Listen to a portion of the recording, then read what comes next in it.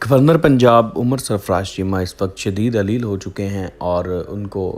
Services hospital منتقل کر دیا گیا ہے۔ سروسز ہاسپٹل میں ان کے مختلف ٹیسٹ کیے جا رہے ہیں، اس کے بعد ان کو اس ہاسپٹل میں داخل کر لیا جائے گا۔ بتایا جا رہا ہے کہ گورنر پنجاب عمر سرفراز چیمہ کی سحری کے وقت طبیعت خراب ہوئی، جس کے بعد ان کو ہاسپٹل منتقل کیا گیا۔ دوسری جانب لاہور ہائی کورٹ نے کل گورنر پنجاب عمر سرفراز چیمہ کو حلف نہ لینے پر کافی ان کے خلاف ایک آرڈر پاس کیا تھا،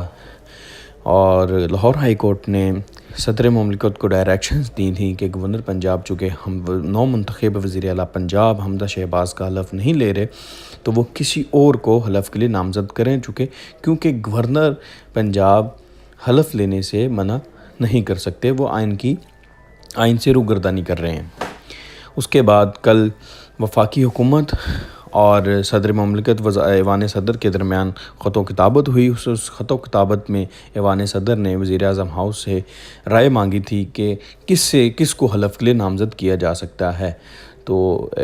وزیر اعظم ہاؤس نے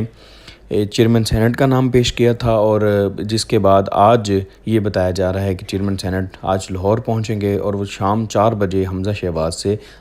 وزیر اعلیٰ پنجاب کا حلف لیں گے۔ اس سے پہلے واضح کرتے جائیں کہ چیئرمین سینٹ نے وزیر اعظم سے بھی حلف لیا تھا، وفاقی کابینہ سے بھی حلف لیا تھا، لیکن کل صدر مملکت نے 4 وزراء کا حلف لیا۔